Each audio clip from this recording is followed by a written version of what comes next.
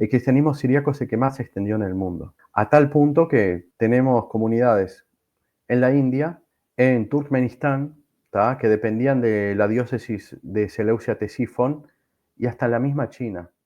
Un cordial saludo a todos los amigos de Investigando la Historia. Soy Carla Díaz y estoy en compañía de José Dredd para continuar estas charlas sobre los 7 concilios ecuménicos. Hoy día es el turno del concilio de Éfeso del año 431, así que nuevamente tenemos a José Dredd en casa. ¿Cómo estás? Estoy muy bien, Carla. Digo, es un honor seguir con esto. Esto parece como una especie de novela en la cual, viste, vos tenés, esta historia continuará, pero es muy bueno por el hecho de que vamos a matar mitos y vamos al mismo tiempo a tocar una esfera que nunca se ve en este concilio. Obviamente nosotros ya lo decimos, sabemos que hay factores teológicos involucrados, pero lo vamos a dar desde la clave política. Y esta es la Excelente. parte más importante, porque digo, como ya hemos dicho previamente, la política es el accionar a nivel social que nosotros tenemos, ¿tá? Pero lamentablemente es que hoy en día la cuestión política está desvirtuada porque se acepta mucha teoría conspirativa, ¿tá? Y en especial justo en este caso que estamos hablando del poder eclesiástico con el poder religioso al mismo tiempo. Por otro lado, te doy gracias porque esto vino como anillo al dedo, lo que ya estábamos hablando en bambalinas, la cuestión que hayas citado los cristianismos derrotados en los cortos que has hecho, porque gran parte de la tertulia va a tocar esa esfera. ¿Tá? Porque Mira, obviamente que lo que existe acá es que se abordó siempre desde la esfera teológica y con prejuicios y sesgos teológicos hacia otras personas. Y como ya también se ha dicho, estamos en una época de reestructura de la historia. Y no lo dice alguien que, no lo dice la gente investigando la historia como si fuese una secta que quisiese buscar la quinta pata al gato, no, sino lo dicen los máximos académicos a nivel de historiografía y todavía de corte siríaco.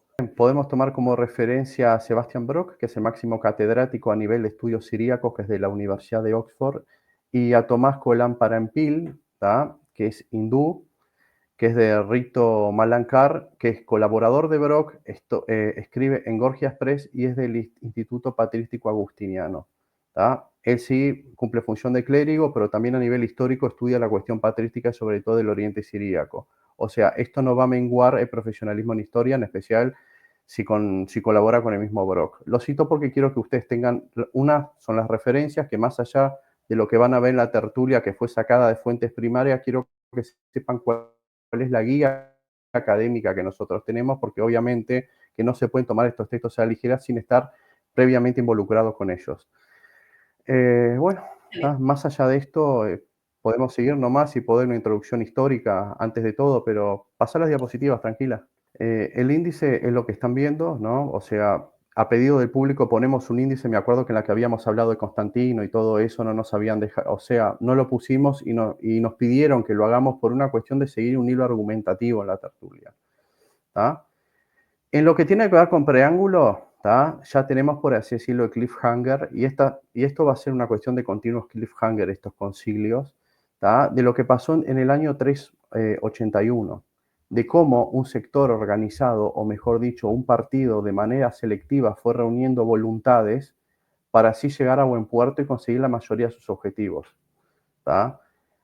Todos sabemos el hecho de que si bien no se consiguió el objetivo de que Constantinopla fuera la nueva Roma, como se pretendía, sí se pretendió generar una sede, que es la de Constantinopla, para así mantener una cuestión de primacía y de control, porque esto que vamos a ver es una lucha de poder entre quién es el vocero de la cristiandad, primeramente en Oriente, como estamos viendo entre las luchas que existen entre Egipto y Constantinopla, y después, cuando Constantinopla gana, esto ya es un spoiler para la próxima tertulia, ¿tá? Conseguir rivalizar con Roma. Nosotros habíamos hablado que si bien desde el punto de vista histórico siempre hay una sinergia hacia Roma, en el sentido de lo que es la toma final de decisiones, como si nosotros vemos que Oriente no se queda atrás porque hay una cuestión expansionista. ¿Tá? La religión funcionando a la par del aparato estatal por una cuestión más bien de control y de hegemonía. Este es el preámbulo que tenemos que tocar. ¿Por qué? Porque esto va a empezar otra vez, un conflicto entre orientales, que Roma interviene muy poco, hay que decirlo la verdad, ¿tá? Pero también toca una faceta de un cristianismo que, si bien teológicamente, entre comillas, fue condenado, históricamente esto no se está explorando y estos dos catedráticos que cito son fuentes, junto con otros más, te puedo citar William McComber, por ejemplo, ¿tá? Que están sacando mucha cosa a luz. Hay una cosa que voy a aclarar también. No pienso hablar mucho de teología, ¿tá? Por lo cual yo quiero que cuando ustedes escuchen la palabra herejía, no lo tomen como un error en materia de fe. Tómenlo como una herramienta política para desestabilizar o desbancar al bando contrario. Porque es precisamente a través de las acusaciones de herejía que se generan intrigas sobre tal o cual patriarca y se lo logra desbancar. Esos son parte de las cosas que me gustaría hablar también en este asunto. Antes de abordar el problema con el perfil de Nestorio y todo eso, me gustaría también hablar que obviamente Egipto quedó muy dolido, ¿tá? Por el hecho de que ellos originalmente eran el vocero de Roma en lo que sería Oriente. Nosotros vimos cómo en el concilio pasado se creó la sede de Constantinopla, o sea, originalmente habían 3 sedes principales, las 3 petrinas. Viene Constantinopla a querer arrebatar ese puesto, si bien gana una batalla política, no la logra en su totalidad, porque como habíamos dicho, o sea, no consiguió ser la nueva Roma. Pero nosotros vemos represalias constantes. Por ejemplo, en el año 403 tenemos el famoso sínodo de Roble o sínodo de la Encina. ¿Tá? ¿Qué es eso? Es un sínodo que se hizo en Egipto contra el patriarca de Constantinopla. ¿Quién era el patriarca en aquel tiempo? San Juan Crisóstomo o Juan Crisóstomo, que muchos conocen, digo, por la cantidad de obras literarias y teológicas. La cuestión es esta. ¿Quién dirigió ese concilio? Y acá yo quiero que empezamos ya hablando para tejer más o menos un contexto a la hora de abordar el concilio. Teófilo de Alejandría. ¿Quién fue Teófilo de Alejandría? El tío de Cirilo de Alejandría, que va a ser el que se opone a Nestorio. ¿Tá? Ese concilio, en pocas palabras, fue una para desbancar a Crisóstomo, y la excusa es de que Crisóstomo, una, era hereje y otra, que él había incentivado una reforma moral y global dentro del Imperio Romano. Entonces los egipcios, valiéndose de eso, ¿tá? Se juntaron con la emperatriz Eudoxia, ¿tá? Que en pocas palabras le llenaron la cabeza diciendo que esos sermones moralistas que venían de Crisóstomo iban en contra de la vida absoluta de ella y sobre todo de esa persona de ella. Entonces acá nosotros vemos también el hecho de que, aunque sean 2 sedes, Egipto contra Constantinopla, en este caso, nosotros vemos cómo también los egipcios usan el poder político, aún estando en Constantinopla, para desbancar un patriarca. Entonces acá volvemos otra vez a la misma idea, el hecho de la herejía y las acusaciones como una herramienta política. También quiero que se acuerden de esto, que hasta el año 451 este concilio no era considerado ecuménico. ¿Por qué? Porque, spoiler también, nosotros vamos a ver un concilio paralelo que se hace junto al de Éfeso. ¿Tá? Y después vamos a ver una especie de contraconcilio en el año 449, por lo cual, ya les adelanto al final de la tertulia, no va a haber algo muy definido hasta el año 451. ¿Tá? O sea, esa sería la mentalidad si nos ubicamos en una persona de aquel tiempo, una cuestión de caos y confusión. Ahora, teniendo todo esto presente y lo de las luchas de poder y las sedes y la instrumentación del poder político y las acusaciones, podemos pasar el perfil de Nestorio.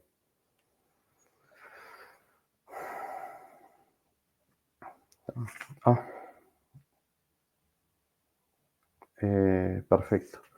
Bien, respecto a lo que dice acá, a las nuevas interrogantes y todo eso, esto son cuestiones más en materia teológica. El problema de la Trinidad, a grosso modo, dado una confesión de fe, que fue la cuestión del credo niceno y la continuidad en Constantinopla 381, podemos decir que fue saldado. En sí realmente no lo fue, porque después tenemos hasta San Juan de Damasco en el siglo VIII, hablando de pericoresis y cómo se siguen relacionando las personas de la Trinidad. Pero podemos decir que estaba lo suficientemente sólido para ya no generar más intrigas políticas. ¿Tá? O sea, se genera una confesión, la gente se adhiere a la confesión y se adhiere al credo oficial del Estado. Entonces sabemos que en materia trinitaria ya no vamos a tener más conflictos. Podemos decir que hasta cierto punto está laudado. Pero también lo que genera, que dice acá, son las faltas de fórmula cristológica. Así es por medio de la cristología que se convoca al concilio de Éfeso. Todos sabemos que tenemos el antecedente de Apolinar de la Odisea, que él mismo decía que Cristo era como una especie de cebo de Dios metido en un cuerpo de carne. O sea, acá voy a empezar a hilar fino. Nosotros estamos acostumbrados a decir que Cristo es Dios encarnado, pero la cuestión no es lo que decimos, sino el cómo lo decimos. Entonces acá ya empezamos a tocar la esfera ontológica, la cuestión de las naturalezas, las hipóstasis, que a nivel técnico son palabras que se suelen reinterpretar, hasta interpretar mal al oponente, hasta de manera suspicaz, para así seguir generando estas controversias. Entonces, la falta de consensos y de fórmulas cristológicas que ya teníamos el antecedente previo, y podemos remontarnos aún más atrás en el tiempo, es lo que genera la necesidad teológica de un concilio. ¿Y qué es lo que genera la necesidad teológica? Esa homogeneidad necesaria para mantener la Iglesia unida y el imperio estable. Por eso otra vez volvemos. Herejía acá es una herramienta política. Olvídense de la cuestión de error de materia de fe. Acá se habla de las debilidades de las escuelas. ¿Cuáles escuelas? Antioquía y Alejandría. Sí, ya sé que estamos hablando de una batalla ante Constantinopla y Alejandría, pero no debemos olvidarnos que el mismo Juan Crisóstomo, por ejemplo, y el mismo Nestorio vinieron de Antioquía, ¿tá? O de la jurisdicción antioquena. La cuestión de las debilidades es en cómo ellos concebían al Logos, o sea, cómo concebían a Cristo. Por ejemplo, Antioquía tenía una postura más logos antropos, o sea, logos y hombre, que primaba de la autonomía humana de Jesucristo. Obviamente las acusaciones de herejía por el lado alejandrino venían que ellos negaban la deidad de Cristo, o sea, no es que negaban, sino que enfatizaban.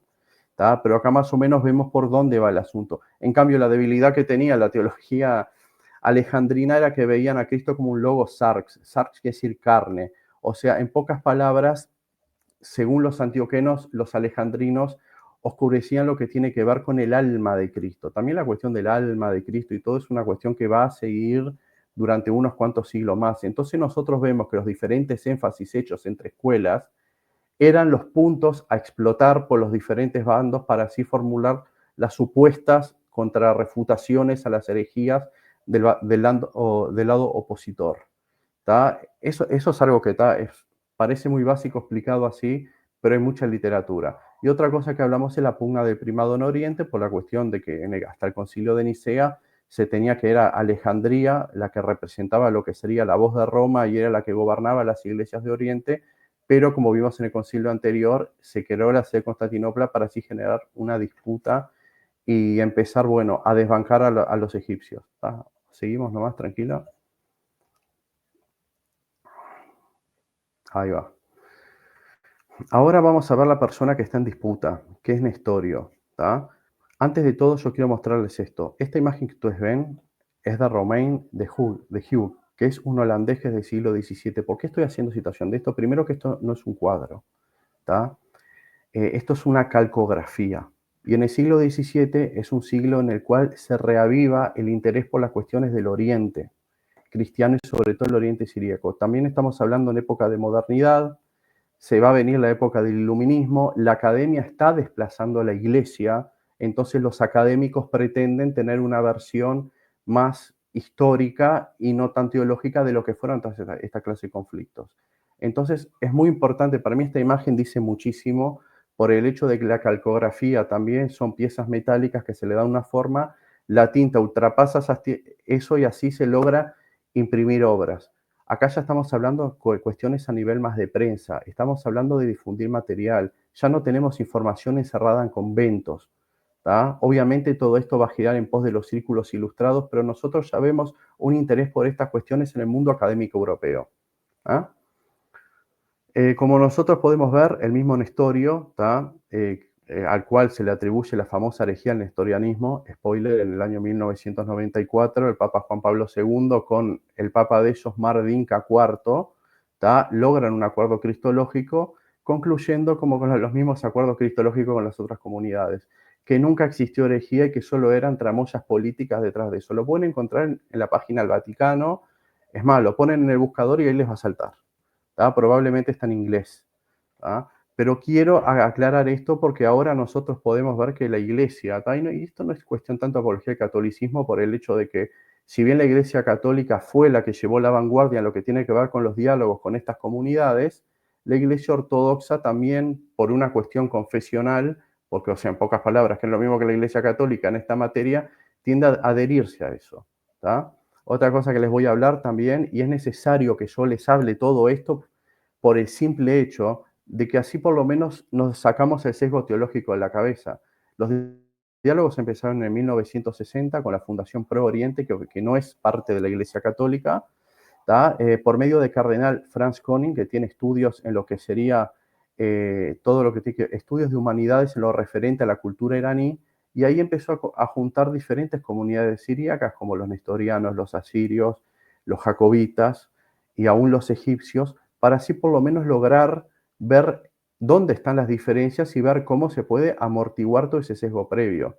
Se lograron acuerdos cristológicos, está perfecto esto, y bueno, y ahora sí nosotros en este siglo XXI estamos en una posición de mucha mayor objetividad. O sea, esto empezó en 1960 y el acuerdo con los nestorianos siguió en el año 94. O sea, estamos hablando de décadas y décadas de diálogo intentando mitigar a lo más que se pueda el fundamentalismo religioso. ¿Ah? Ahora sí, yendo con Nestorio, como dice acá, asciende en el patriarcado en el año 428 y es natural de Germanicia Cesarea. Acá hay una cuestión, que ustedes vayan al libro de historia van a decir que Nestorio es sirio. Pero eso no es correcto, porque esa denominación asiria, ¿tá? Si nosotros vamos a la época de los romanos, es lo que se llamaba Siria Secunda, que es el norte de la actual Siria, que no solo incluye territorio sirio, sino territorio turco también y de regiones aledañas. ¿Tá? Otra cosa que ustedes tienen que ver también es el hecho de que esto no aparece mencionado, que el cisma con los nestorianos, entre comillas, no viene después del Concilio de Éfeso. Ya en el año 424, la iglesia persa se declaró autónoma. Entonces, ¿cuál es la cuestión? Esto va a influir muchísimo porque Nestorio va a querer usar medios políticos para un fin religioso. Hay que ver que todas las comunidades del norte de Siria, ¿tá? En general, tenían una disposición ritual y litúrgica muy diferente. Nosotros hemos hablado que a veces la liturgia sirve como un medio de dominación por medio de la homogeneización. En el año 410, ¿tá? Vayamos un poquito antes de tocar el tema del concilio y todo eso, Marunta, el arzobispo de Martirópolis, se llama Martirópolis por ciudad de los mártires y porque él juntó reliquias de mártires aledaños para hacer una ciudad. Se entrevista con el emperador Teodosio II, ¿tá? El emperador no demostró mucho interés, pero lo que sí se consiguió fue que todas las comunidades del norte de Siria, o sea, estamos hablando norte de Siria, Asia Menor, ¿tá? También, o sea, Siria, Turquía y todo eso, lograron unificar su rito. ¿Tá? ¿Qué tiene que ver esto? Pues las liturgias, como nosotros vemos, hasta antes del año 410, o que se logra esa unificación, por así decirlo, eran comunidades que tenían mucha independencia entre sí, o sea, no había ni siquiera una liturgia unificada, o sea, sí, se usaba el siríaco, todos saben en lo que tiene que ver la liturgia, pero los elementos no eran homogéneos para todos, por lo cual aquí lo que se hace es unificar. Y al mismo tiempo ya tener un arzobispo, ¿no? Año 410, el cisma se da en el 424, que tenga contacto con el emperador, ¿tá? No le gustó al emperador de los persas, ¿tá? Yazdegar I. ¿Qué papel juega el emperador persa? Que él en el año 410 deja de perseguir el cristianismo. Nosotros en la tertulia Constantino habíamos hablado que bajo Yapur II habían sufrido gran persecución, pero él hace cesar. Pero acá hay una cuestión, que el emperador no se convierte al cristianismo. No pasa lo mismo que el emperador armenio, no pasa lo mismo que el emperador etíope. No sé si decir si pasa o no lo mismo que Constantino, porque eso hoy entre los historiadores está en disputa, pero no logra una fidelidad a la iglesia, por lo cual, por una cuestión de control, permite la legalización del cristianismo, pero al mismo tiempo lo separa de toda influencia política externa. Entonces esto es lo que empieza a generar conflictos y en especial cuando veamos el ascenso de Nestorio. ¿Podés pasarlo nomás? Ah. Acá lo que hablamos es la autoafirmación política. ¿Tá? Todo esto es sacado de fuentes primeras del historiador del siglo VI, Sócrates Escolástico. ¿Tá? Fíjense el discurso que él utiliza apenas sube al poder. Hay que decir una cosa, se pensaba que Nestorio iba a traer estabilidad. ¿Por qué? Porque antes de Nestorio, otra vez vamos a un problema previo, nosotros tenemos la cuestión de las ordenaciones. ¿A quién nombramos obispo? La cuestión es esta, es que había una disputa en el trono de Constantinopla, entonces, por un lado, Sicinio, que era uno de los ancianos más respetables, puso a Proclo como posible candidato, pero el pueblo se le adelantó y eligió a Dalmacio, que era una asceta. Entonces ahí otra vez vemos el mismo problema del concilio anterior. ¿Quién es el que define? ¿Quién es el que pone las autoridades? ¿Es una cosa que viene de arriba o el pueblo en asambleas? Hoy en día estamos acostumbrados a una iglesia estructurada de manera verticalista, ¿tá? Que obviamente tiene que tener el beneplácito de una autoridad, ¿tá? En el lado católico es el Papa, en el lado de la iglesia de los 1000 primeros años, en el lado oriental generalmente era el emperador el que daba el beneplácito, ¿tá? Pero nosotros vemos también el problema que existen con las ordenaciones y por qué fue necesario mudar de eso hasta ahora. En pocas palabras, las sedes podían quedar décadas acéfalas y tenían una misma comunidad partidizada. Entonces, el principio de unidad de la iglesia, y no lo hablo de la esfera teológica, sino de la esfera política, hacía que la iglesia fuese vulnerable y más proclive a ciertas reyertas internas. Entonces, también hay que ver que la figura de Nestorio, que era un monje desconocido, que tenía una tradición antioquena muy rica, podía pacificar el asunto. Otra cosa que quiero hablar referente a la figura de Nestorio, ¿tá? Es desmitificarla desde lo teológico, ¿tá? Sin hacer una valoración crítica. ¿Por qué? Porque Nestorio, ¿tá? Fue contemporáneo, por ejemplo, a Teodoreto de Ciro, ¿tá? Y hasta el siglo VI aproximadamente, toda la región de lo que tenía que ver de tradición siríaca, ¿tá? Se estaba tejiendo una tradición propiamente dicha sin estar, entre comillas, contaminada, ¿tá? Con factores helénicos. Tenemos gente como Afrahat, Efrén, Narsai y Jacob de Serug más adelante, que serían los articuladores de la tradición siríaca. Y él estudió, como dije, él estudia con Teodoreto de Ciro y Teodoro de Mopsuetia, ¿tá? Es parte de eso. Estamos hablando de una persona de una riqueza teológica impresionante, más allá de que acá en Occidente, por una cuestión meramente confesional, se lo declare hereje a secas sin haber estudiado la figura de él. ¿Cuál es la crítica que hago? Que como político fue pésimo, fue deficiente, y la derrota que él sufrió fue precisamente por una cuestión política más que teológica. Porque después vamos a ver el texto de Nestorio, obviamente no lo voy a leer, lo voy a dejar en pantalla, pero quiero que ustedes vean esa gran profundidad que él mismo tenía. Todo esto que estoy hablando en este momento, miren que está dando vuelta a 1400 años de estudio de historia. O sea, yo estoy trayendo ahora algo que es diametralmente opuesto a lo que se viene diciendo. Obviamente que tenemos las fuentes para hablarlo y ya citamos las obras y hay más aún. Miren la autoafirmación política que él hace. Deme mi príncipe, él hablando del emperador, la tierra purificada de herejes y yo le daré la tierra como recompensa. Asístame a destruir a los herejes y yo le asistiré en someter a los persas. Acá vemos una campaña incendiaria por medio de Nestorio, porque como habíamos dicho, los persas, 4 años antes de que él asumiese, ya se habían cismado. ¿tá? O sea, hubo un cisma realmente de facto, ¿tá? Que obviamente toca el tejido político también de lo que sería el Imperio Romano Oriental. ¿tá? Entonces él, pretendiendo ganar la simpatía del emperador, promete recuperar eso que se había perdido por medio de un cisma religioso. Yo quiero que ustedes vean, digo, cómo se tejen y se conjugan ambos factores. El mismo Sócrates escolástico dice que fue violento, vanaglorioso, sin control, o sea, es lo que a veces se usa la palabra, entre comillas, inquisidor. ¿tá? Y acá nosotros podemos ver algunos de los hechos que él cometió, que quemó una congregación arriana, hostigó a un obispo novaciano, ¿tá?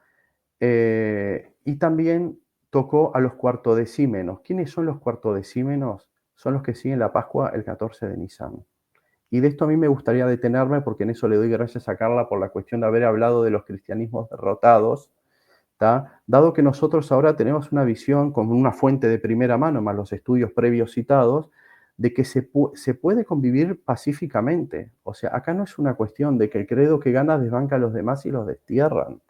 O sea, mientras no se toquen los intereses políticos y se promueva el desorden, diferentes personas, independientemente si un grupo considera a otros que no, obviamente que desde la perspectiva teológica nadie va a considerar un arriano cristiano, pero desde la perspectiva histórica, ellos confiesan a Jesucristo, independientemente de la visión que tengan, entonces los historiadores los ponen como cristianos. Digo esto para que por las dudas algún fundamentalista no salte con una patada de 2 pies.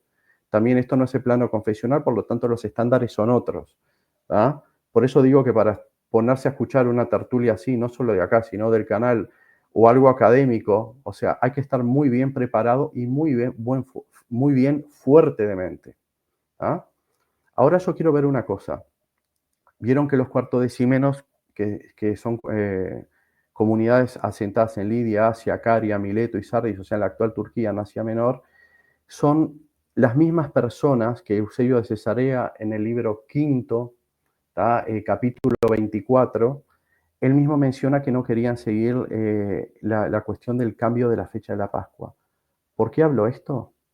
Por el simple hecho de que hoy día nosotros tenemos comunidades, ¿tá? Y no digo que sean comunidades que vengan de la época de los apóstoles, por así decirlo, o que tengan una tradición milenaria, porque aún los propios nestorianos, si bien se los ha considerado durante siglos herejes, nadie puede negar la tradición y continuidad que tuvieron.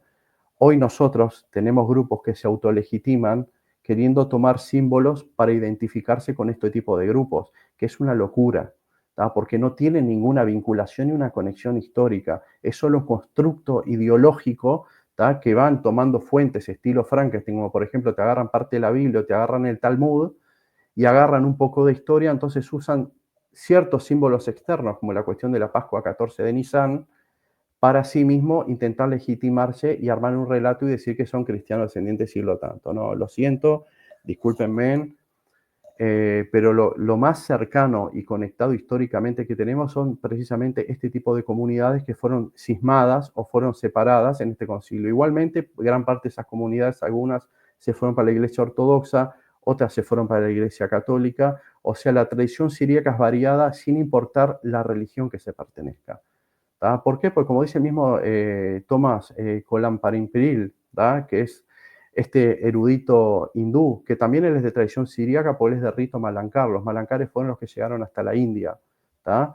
Él mismo dice que esas comunidades cristianas desplazadas ya después de la época de Adriano y más adelante, se asentaron en lo que sería el norte de Antioquía de Siria y sobre todo en la ciudad de Edesa, ¿tá? La actual Sanlurfa, en Turquía, que era conocida como la Atenas del Este.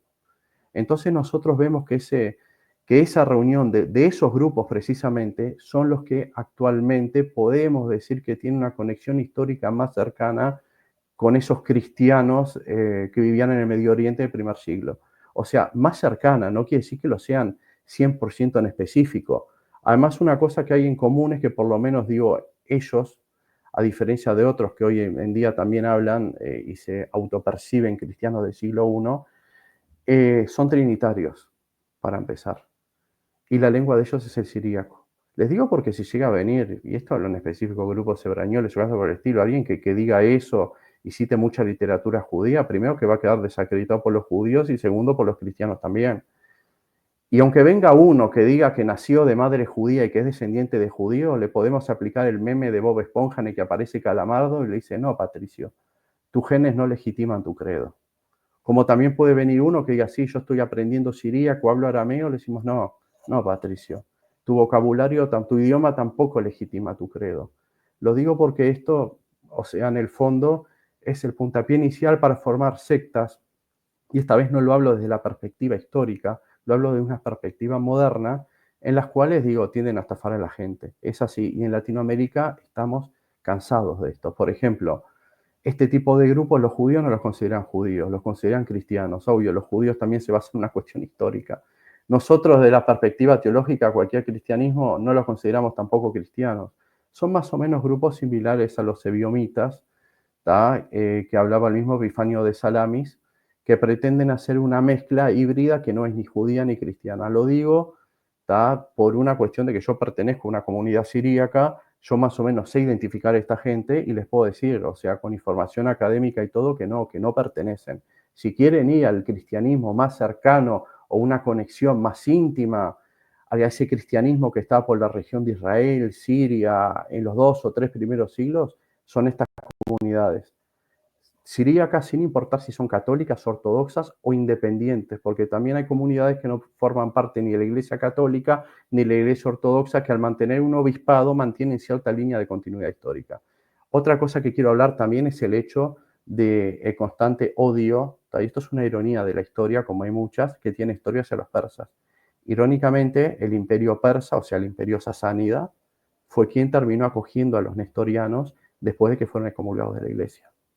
Así como a muchos grupos cristianos que también se los excomulgaba y se iban. Entonces nosotros vemos cómo la tortilla se tiende a dar vuelta en este sentido, ¿tá? Y cómo vemos que querer utilizar la política con un fin religioso y perseguir a otras personas cercenándole su propia libertad de culto. Ya sabemos que los conceptos de libertades individuales no existían en aquel tiempo, ¿tá? Pero o sea, si bien no existía la definición como la tenemos hoy día, sí existía en la praxis, nosotros vemos que no tiene sentido. Es más, les puedo citar, por ejemplo, a Zacarías Retor, que es un historiador del siglo VI, que era miofisita, que tenía relaciones muy buenas con los emperadores de Constantinopla. Entonces nosotros vemos que la cuestión acá no es una cuestión de discriminación religiosa, sino es una cuestión de interés político. Nadie discute que, a ver, el celo que podía tener Nestorio, ¿tá? Y que quiere usar medios políticos para perseguir gente de otra religión. Pero vemos que acá lo que prima, la verdad, es la realidad política, no hay otra. ¿Tá? ¿Podemos pasar nomás? ¿Tá? Acá vamos a ver cuál es el comienzo de la controversia, que no la empieza el Nestorio propiamente dicha, sino un amigo de él llamado Juan de Antioquía, sobre cómo denominar a la Madre de Dios, ¿tá? Porque en Constantinopla había una querella referente a eso. ¿Tá? Algunos la llaman Teotocos, que fue lo que quedó, ¿tá? Que eso también viene de los egipcios y podemos ver el Sumptum Presidium, que es una oración del año 250, pero él hablaba de antropotocos, o sea, quería enfatizar más la humanidad de Cristo. También hay que ver una cosa, ¿no? Que te digo, estamos hablando de Juan de Antioquía, muchos escribían en griego, pero también se manejaban en siríaco, entonces las categorías conceptuales no eran las mismas. ¿Tá? Ellos sabían más o menos de qué estaban hablando. ¿Tá? El problema de que Nestorio después, para querer, por así decir, desempatar el asunto y llegar a ambas partes a la reconciliación, quiso poner Cristótocos, o sea que María era madre de Cristo.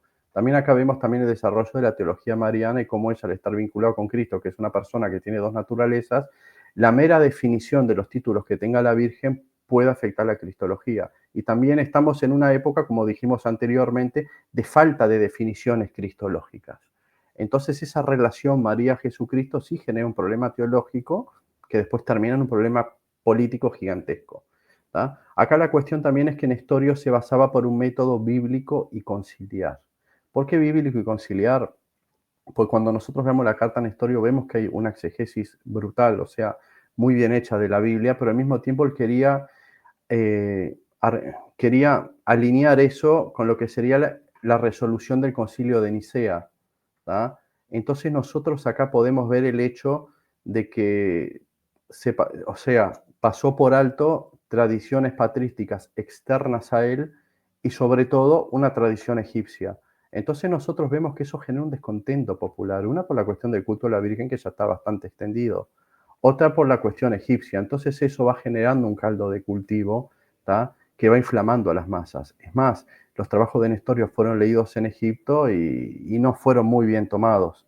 Por eso cuando nosotros vayamos al concilio vamos a ver que fueron excedidos en número, y no solo el número de obispos, sino el número de pueblos, porque como diría el mismo historiador Raúl Teja, fue con marineros egipcios y fueron muchos clérigos egipcios que terminaron aterrorizando la ciudad de Éfeso. Es más, lo dice Calixto Guare también, que es un historiador ortodoxo, o sea, les doy múltiples fuentes para que ustedes vean cómo fue realmente la cosa. ¿Ah? Al final esta querella no se logra solucionar, ¿tá? Porque obviamente que todo lo que dijo Nestorio generó un gran descontexto, entonces se dirigen al obispo de Roma, Celestino II, en el año 428, para ver si de Roma se puede traer una solución. Otra vez vemos la cuestión de la sinergia de la sede romana, los problemas no se solucionan, apelamos a Roma. El problema también, acá lo que vamos a ver es que Roma no es siempre muy eficiente en este caso. Ahí esta vez no estoy hablando a nivel teológico, ni definiciones papales, ni nada que por el estilo. Pues, por ejemplo, mandan a Casiano, que es el arzobispo de Marsella, que él estaba empapado en cuestiones siríacas. Pero como esto ya llegaba a puntos de profundidad que lo sobrepasaban, a él se le fue de las manos. Entonces, él opta por lo simple. ¿Tá? Habla con el obispo de Roma y le manda un ultimátum a Nestorio. Pasarlo nomás, seguir pasando. ¿Tá? O sea, otra cosa que yo quiero también aclarar, no sé si estaba en otra, ¿cómo que se dice? En otra presentación, ¿tá? En otra hoja de la... Para Carla, para acá lo corto, para. Me mareé, porque pasá la que viene, quiero ver una cosa. Pasá la próxima. Tá, anda para atrás. Ya. Dos para atrás anda. Ahí va. No, para atrás, para atrás. Otro ¿Ahí? lado. Ahí va, sí. Viste que Ya. había hablado que de este arzobispo de Marsella que se le fueron las cosas de las manos. Sí. ¿Tá? Lo voy a continuar acá en esto que voy a seguir por el hecho de que es parte importante, pensé que lo había escrito, no lo escribe. Más allá de como habíamos hablado, de que el arzobispo de Marsella se le fueron las cosas de las manos, pues llevan a profundidades que lo sobrepasaban, también nosotros tenemos que desde Egipto se manda también cartas al obispo de Roma difamando a Nestorio. ¿tá? Entonces esas cartas lo tomaban por adopcionista, en pocas palabras, se aprovechaban de una de las debilidades de la escuela antioquena, ¿tá? Para decir que el tipo negaba la deidad de Cristo. ¿tá? Fue un diácono de Egipto, es más, eso yo te lo había pasado, me acuerdo te lo había pasado por WhatsApp, Carla, por el hecho de que si algún día nos llegan a preguntar las fuentes y eso, vos tengas la seguridad como la administradora del canal de que estamos tomando fuentes primeras. Nosotros habíamos hablado también el hecho de que, bueno, Casiano de Marsella se le van las cosas de las manos, ¿tá? Entonces optan por la opción fácil, que es anatemizar a Nestorio. Hay que decir una cosa también, Nestorio se había dirigido al obispo de Roma y también, por ejemplo, el diácono Posidonio, ¿tá? Eso lo encuentran en Patrología Griega 53:11, también se dirige a Roma con un montón de calumnias a Nestorio, acusándolo de adopcionismo, en pocas palabras, negar la deidad de Cristo y aprovechándose parte de las debilidades de la escuela de teología antioquena, en las cuales se hablaba de que al darle mucha autonomía del Logos se negaba esa deidad. Está violándolo así, en pocas palabras, de violar el credo niceno. Entonces nosotros vemos cómo otra vez vemos la comunión entre las diferentes iglesias, vemos cómo ese trasiego, cómo es la correspondencia entre una y otra, cómo otra vez Roma tiene que definir, ¿tá? Pero vemos que estas definiciones no son 100% eficientes. ¿tá? Por eso se ve la necesidad también de celebrar un concilio, porque sería la única forma de articular el asunto. Nosotros vimos que también la convocatoria a concilio no suele ser muy limpia que se diga. Ya en el concilio pasado fue un grupo selecto de un partido y solo firmaron los que estaban de acuerdo. ¿tá? O sea, los que no estaban de acuerdo no figuraron y en pocas palabras, y los que pensaban diferente no fueron. Entonces, esta vez se intenta hacer lo mismo, pero hay un ingrediente más, que por lo menos en el concilio pasado se mantuvieron las cosas bajo control. ¿tá? ¿Por qué? Porque había un emperador que estaba al tanto, minuto a minuto, por así decirlo, y se mantuvo cierto orden. En este concilio va a pasar lo contrario. ¿tá? Se le va a ir a todo el mundo de las manos. Y hay una cosa que yo puedo decirlo honestamente, habiendo estudiado la historia de la Iglesia, que nosotros en 2000 años de historia aprendimos todo lo que no tenemos que hacer para después poder edificar de una manera más coherente, más racional y más seria. ¿tá? En pocas palabras, este concilio fue un bochorno. Y es así. ¿tá? Pasa la que viene nomás, Carla. Yo lo único que quiero ver acá, no voy a leer esto en sí, pero ustedes quiero que vean la respuesta de Nestorio a Cirilo. ¿Por qué? Porque literatura de Nestorio casi no hay. Lo que se conocía de Nestorio se conocía por los famosos 12 anatemas ya citados. ¿tá? Entonces digo, también es literatura que hoy gran parte se mantiene en siríaco y los manuscritos siríacos y toda la literatura que exista recién en el siglo XXI se está traduciendo al inglés por lo menos. Entonces yo lo que quiero que ustedes vean es esto. Esto es un trabajo de recopilación, digo que en otra época no lo hubiésemos tenido. ¿tá? Yo quiero que ustedes vean acá que otra vez volvemos al asunto inicial, la exegesis bíblica que tiene Nestorio. Es muy interesante porque hoy grupos fundamentalistas se acusan de nestorianos unos a otros y jamás se tomaron el trabajo de leerlo. Y tampoco hubiesen tenido acceso a sus obras. Por eso, esta tertulia para mí es un llamado también a que muchos grupos bajen el pie del acelerador porque se están metiendo en cosas que están hasta ajenos culturalmente y ni siquiera tienen los medios para saberlo. Hoy en día está un poquito más liberado, pero miren que esto no es todo. ¿tá?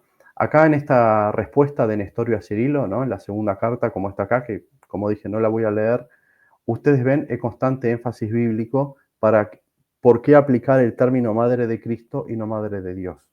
Igualmente, como ya hablamos, ya hay acuerdo cristológico, no nos tenemos que preocupar mucho por esto, pero como que quiero que vean que precisamente los más biblistas de todos son los nestorianos y a los que más se los acusó de herejes.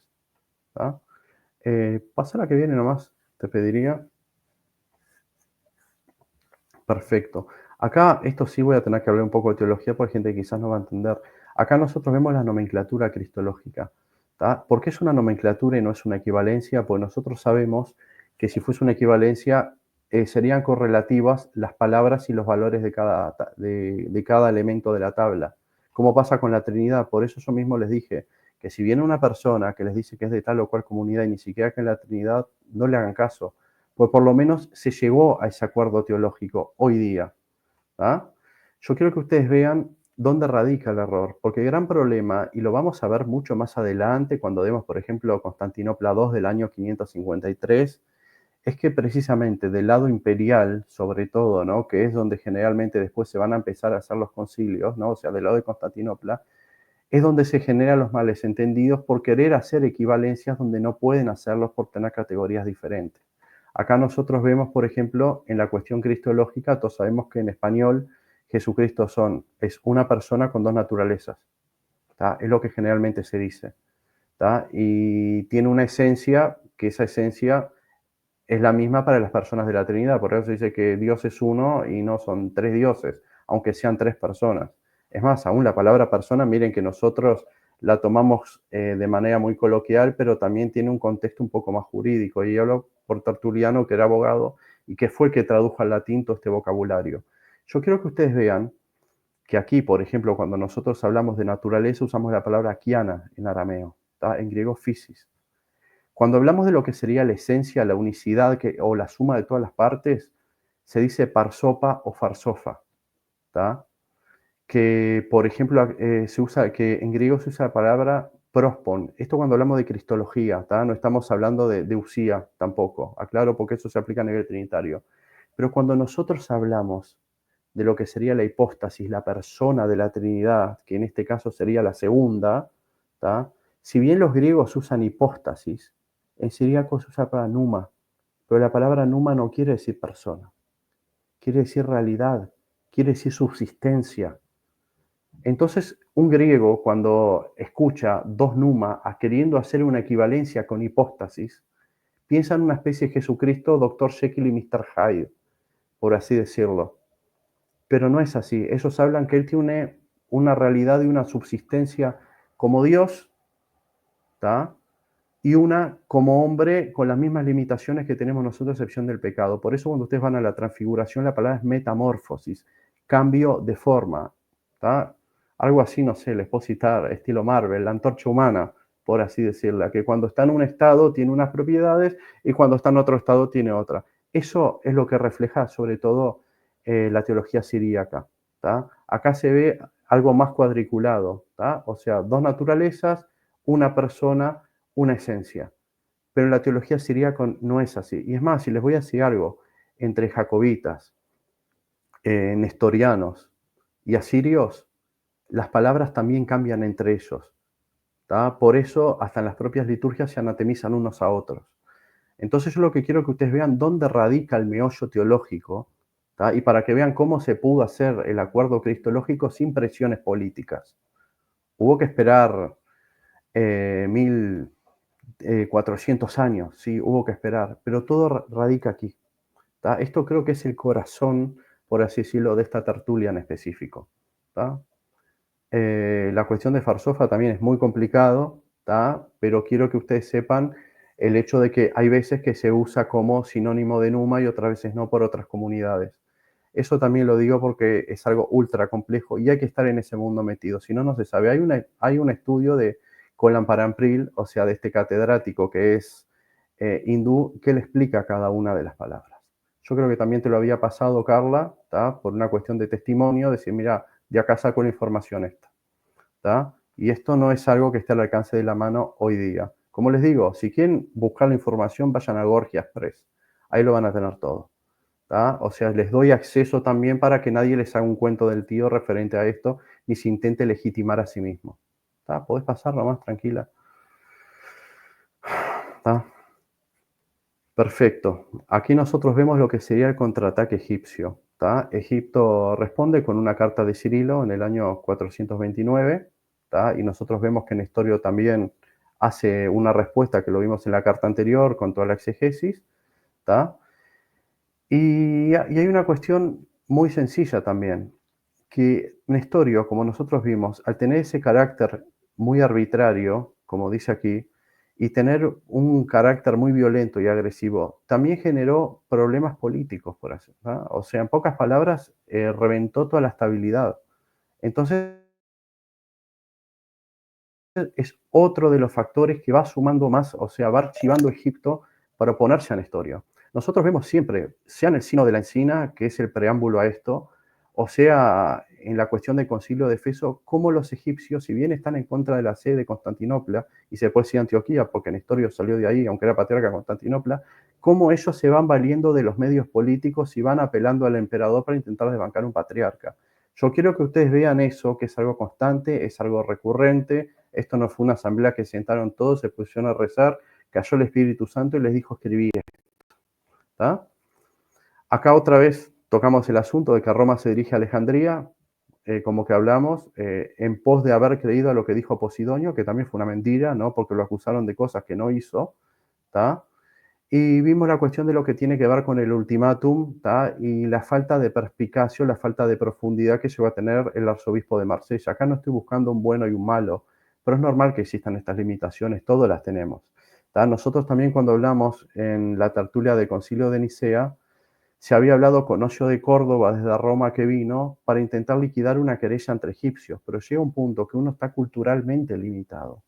Entonces, esas limitaciones culturales generan la necesidad de un método para solucionar el problema que sea mucho más contundente, ¿tá? Porque no es vamos, mandamos a tal obispo y soluciona el problema, ¿no? Y estamos hablando de negociaciones que, por ejemplo, en el caso anterior duraron 10 años. ¿Tá? Entonces yo quiero que vean que también los tiempos históricos, políticos y hasta podemos decir hasta burocráticos, ¿tá? Porque todas estas cosas después quedan plasmadas en documentos, no son cosas que se resuelven con una conversación de boliche ni un debate de internet. ¿Tá? O sea, quiero ser muy claro porque mucha gente se está metiendo en arena movediza en una camisa de 11 varas y estos no son temas que se solucionen a la ligera. También el objetivo de esto, para mí, de esta tertulia que estamos teniendo, es hacer ese llamado, no solo a que se baje el pie del acelerador, sino a que la gente que estudie. Porque aún les voy a decir la verdad, ustedes vayan a Enciclopedia Católica y los propios documentos de la Iglesia, o sea, sobre todo de catolicismo occidental o fuentes protestantes que tocan el tema, los tocan de una manera muy ligera. ¿Tá? Y como digo, estamos en época de reestructuración y todo lo que aparece en muchas páginas ya está obsoleto. Yo acá vine acá, les hice los cuadros, les presenté el material, les cité los académicos, sean religiosos, sean universitarios o ambos, para por lo menos que nosotros podamos ver en qué nos estamos metiendo. ¿Tá? En pocas palabras, tenemos que reconocer que somos ignorantes. Yo también estoy muy limitado en esto. Tampoco no me leí toda la obra de Nestorio, aunque sí tengo la obra de Nestorio y la leo de a poquito, por lo menos para interiorizarme más. Años atrás, capaz que me hubiese venido el sesgo y hubiese estado hablando pestes. Pero no sé, gracias a Dios en eso te tengo que confesar, Carla, el hecho de que cuando uno se pone a estudiar académicamente las cosas y de un punto de vista más serio, se tiene que morder la lengua a muchas cosas. Porque como nosotros estamos viendo, digo, acá estamos por un lado reivindicando la teología de Nestorio, pero por otro lado viendo toda la ineptitud política que tuvo y la falta de cintura. ¿Tá? Y eso a los que vivimos en Latinoamérica, sobre todo cuestión de cintura política, lo que más tenemos que tener por ser un continente muy politizado y en especial en una época en que se está utilizando el discurso religioso como trampolín para ingresar a la política. ¿Tá? Ese tipo de cosas hay que decirlas, se tiene que decir y se dijo, como dice el pollito, ¿viste? ¿Tá? Vamos para la cuestión del concilio.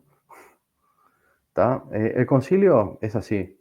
Esta vez tuvo que intervenir el emperador, pero voy a decir una cosa, el emperador, si bien mandó delegados, no intervino directamente. Es más, la intervención de él es a posteriori, porque confiando en la gente que delegó las cosas, veía que se podía manejar el asunto. Como nosotros ya dijimos previamente, este asunto se fue de las manos, ¿tá? Y aún así, los propios delegados del emperador fueron echados por todos los miembros del clérigo y los obispos de ahí.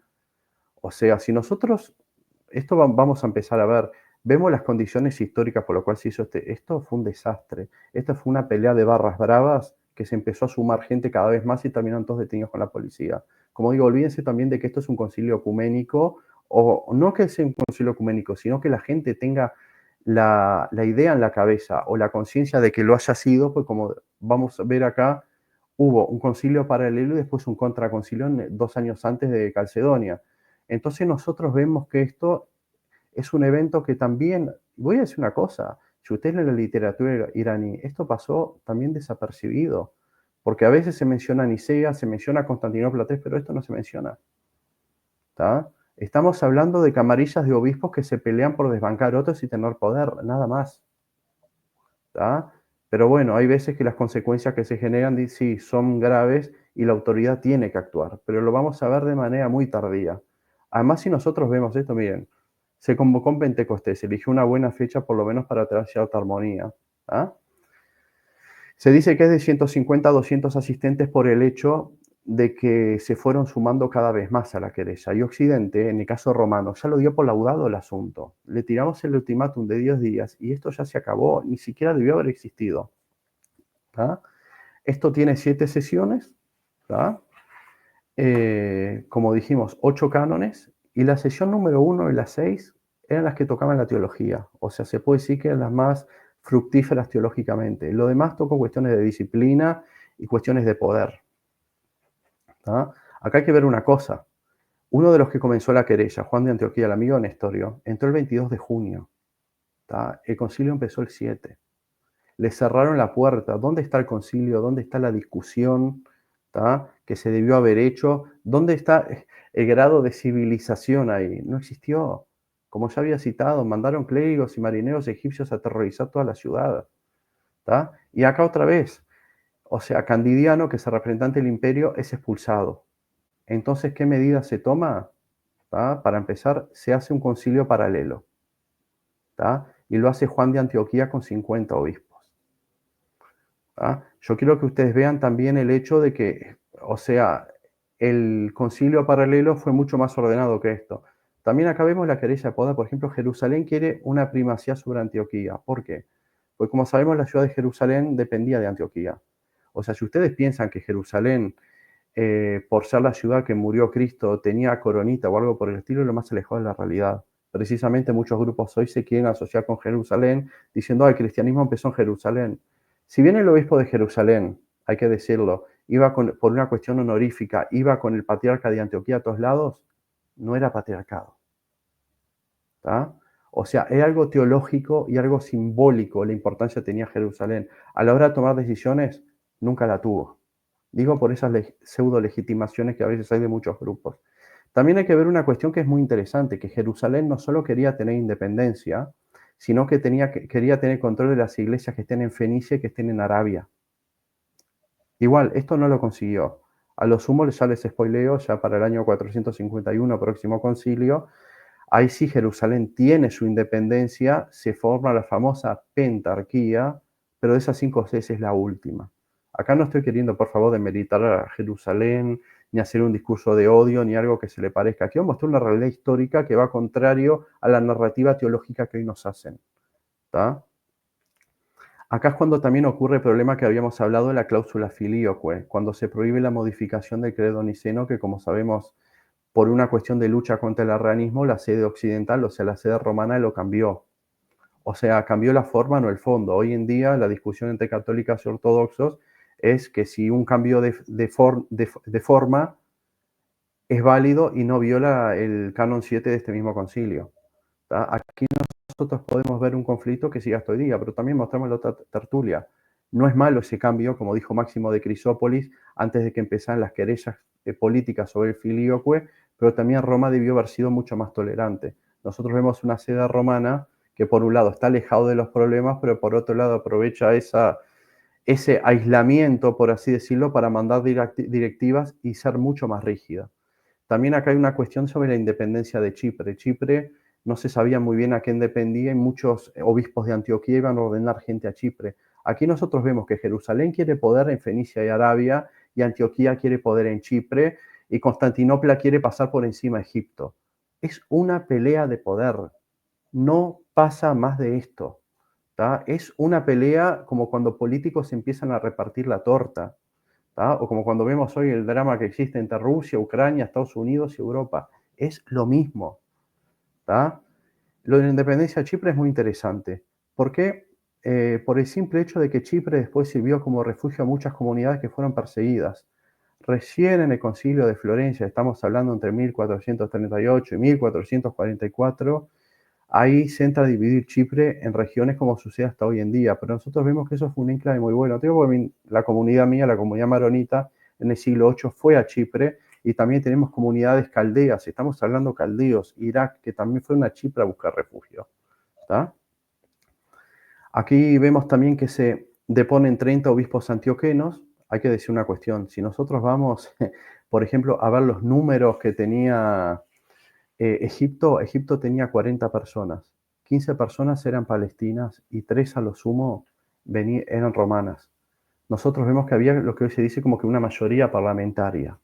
¿Tá? Entonces, obviamente, al tener mayoría en el concilio, deponen a toda la competencia, ¿tá? O sea, o mejor dicho, en términos políticos, a la oposición. Y también hay una cuestión, que pintaba para ser uno de los mejores concilios porque se iba a llamar al ilustre San Agustín de Hipona, que no llegó porque se murió, porque hubo un asedio en la ciudad de Hipona poco antes de empezar el concilio, un par de años antes, entonces se murió por el camino. Pero yo quiero que ustedes vean eso también, el hecho de que se hizo demasiada pompa, se pensaba solucionar un problema y terminó prácticamente la nada. También hay una cuestión que quiero hablar, la condena al pelagianismo. Es más, si ustedes van al Denzinger 124, ¿tá? Cito ahí la obra y el párrafo, cuando se condena al pelagianismo, no se condena a Pelagio, se condena a Celestio, que fue el secretario de él. Entonces acá también tenemos otra persona que posiblemente haya sido calumniada en la historia, ¿tá? Se hizo una condena contra tal doctrina, pero no sobre esa persona, sino sobre su secretario. También de Pelagio nosotros conocemos las pestes que escribía San Agustín en esa lucha que él tuvo por la cuestión de que si el hombre tiene o no pecado original, etcétera, etcétera, etcétera. Pero esto es una cosa muy interesante que a veces pasa por alto. Y hoy en día se están haciendo estudios académicos. Y también digo, el gran problema es que San Agustín de Hipona es un becerro de oro en Occidente.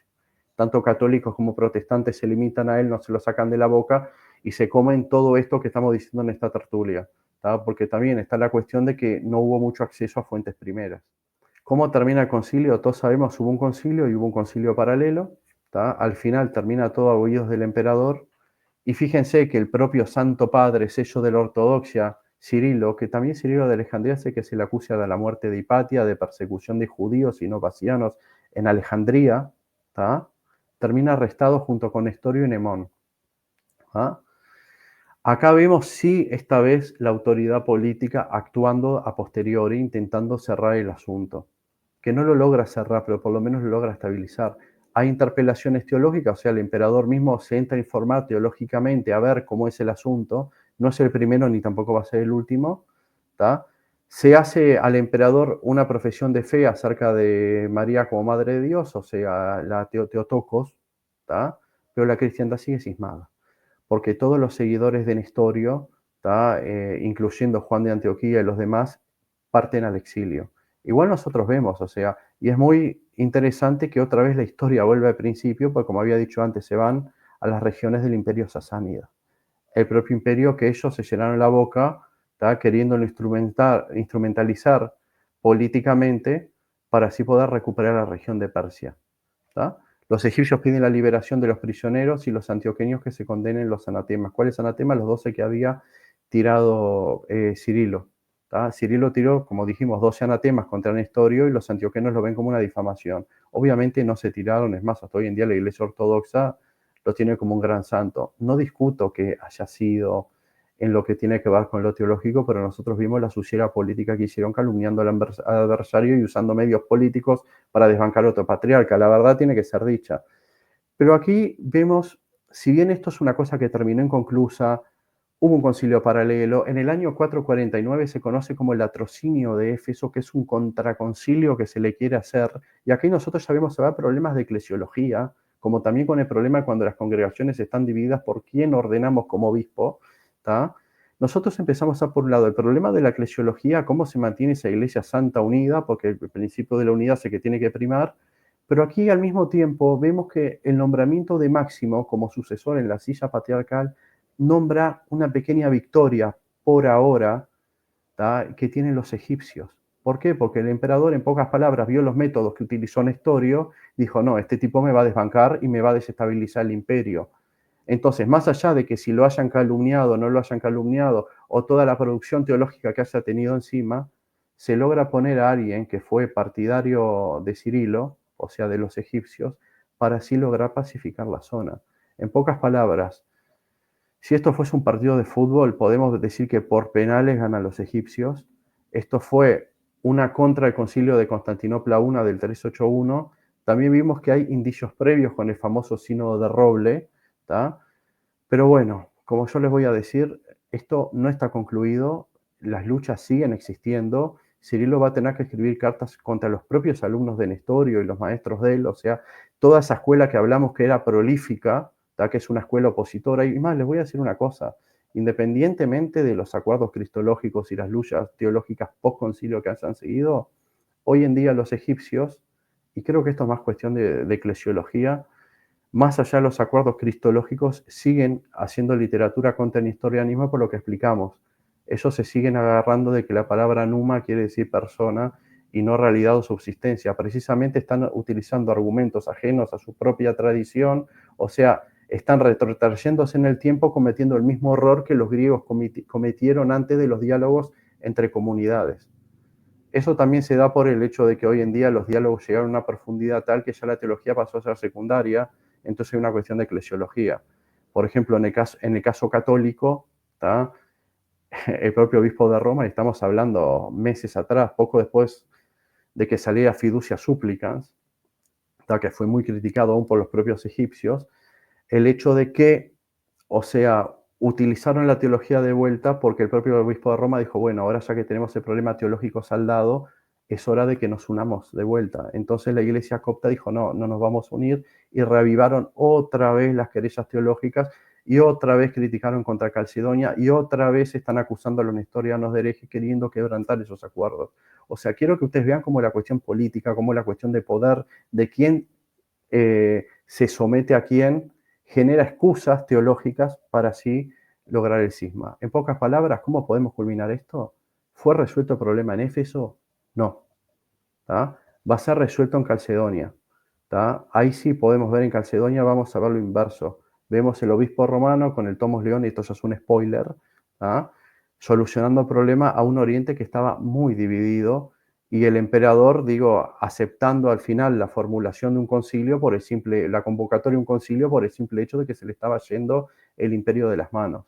Esto, así como nosotros podemos ver, por ejemplo, a Nicea y Constantinopla I como dos concilios en uno, ¿tá? Porque tocan un mismo asunto y se logra cierta paz, junto con el próximo concilio, forman una unidad, porque aquí es donde se genera el problema y en el otro es donde se soluciona. Porque si no, la estabilidad política del imperio se va, como se dice en lenguaje marítimo, al garete, o se va por la borda.